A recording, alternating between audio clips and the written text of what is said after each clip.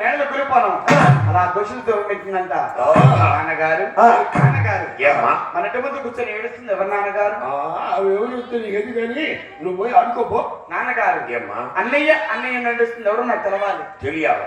చూడమ్మా అవంటే ఎవరు అనుకున్నా స్వయాన నా చెల్లెలు నీకు మేనత్త ఇద్దాం. నాన్నగారు ఏంటి ఆడపిల్ల పుట్టింటి మేలు కోరుతుంది. అత్తయ్య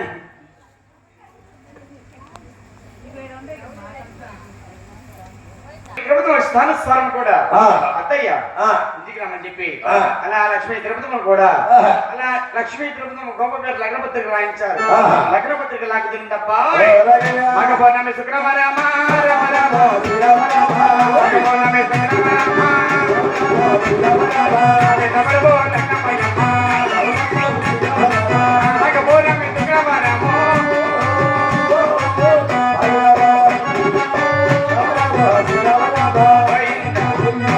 పౌర్ణమి శుక్రవారము లగ్నం కుదిరింది. కొల్లవారి కాకాని వారికి కాకాని వారి కొల్లవారికి లగ్నపత్రికోగా లగ్నపత్రి తీసుకొని ఆనందమానందమాయనే మన గోపయ్య వెళ్ళుకొడగాయనే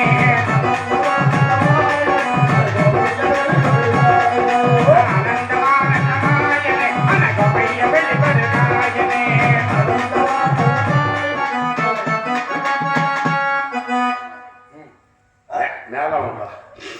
పదాలు ఉందంటే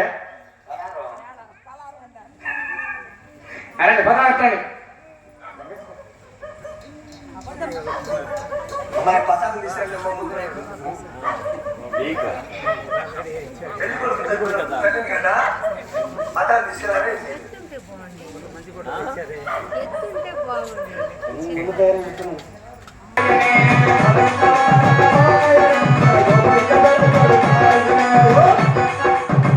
అలా గోపయ్య గారిని పెళ్లి కుమారం చేసుకొని వాళ్ళ సాగర పోయిలు మొహం మొహం పై మేమాయ్ మొహం మొహం పై మేమాయ్ మేమాయ్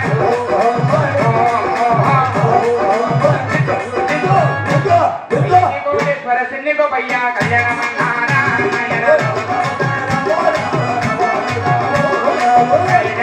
కళ్యాణమంటూ వాడు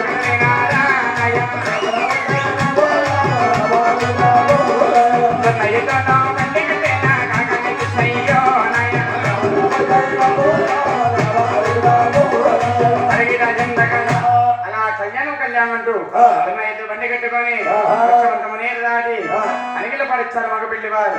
చూస్తారు అమ్మలెక్కలు అంశలేక చదరలేక ఉదయమాను సక్రమం తీసుకెళ్లి ఎంతో సక్రమణకి ఇస్తారంటే బాబాయ్ గారంట అట్టెపెండి అమ్ముతున్నారంట దగ్గర కాస్తారంట వస్తుంట.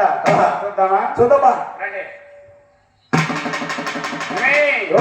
గోపం చూడు, అందం చూడు, మేసం చూడు, నాకైతే పిచ్చగా నచ్చాలి. అవునమ్మా నాకైతే పెళ్లి కాబట్టి నేనే చేసుకునేది దాన్ని. అలా అన్నోట ఈయనొక రంగమ్మ చూడబడిందంట.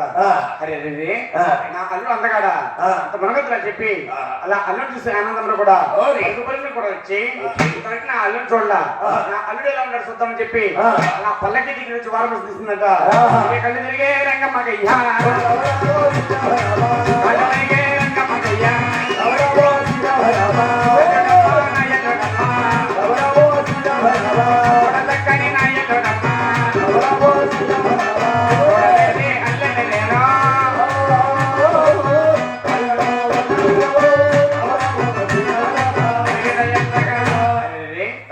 అవి సారస్లో ఉంటారు కానీ పక్కన చిన్నకైనా వచ్చేదైనా అనుకోలేదు.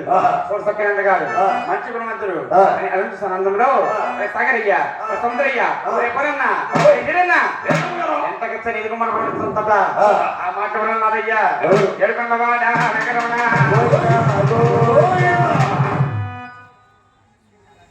భక్తురాల రంగమ్మ ఈ కుమార్తె కళ్యాణం తిరుమల తిరుపతి వస్తుందని చెప్పి అరుణ్ ఆనందంలో ఉదయం తగ్గించి ఆకాశం మందులు వేయించి నీ ఇంటి ముందు నీ కుమార్తె కళ్యాణం చూపిస్తావా చూస్తాన స్వామి వారు అనిగిలో పడేలా ముస్తాబు చెప్తున్నారు. అబ్బాయి మైతోరు నాదా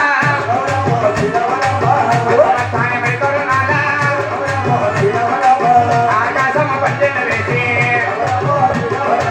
భూదేవి అనుకునేదానే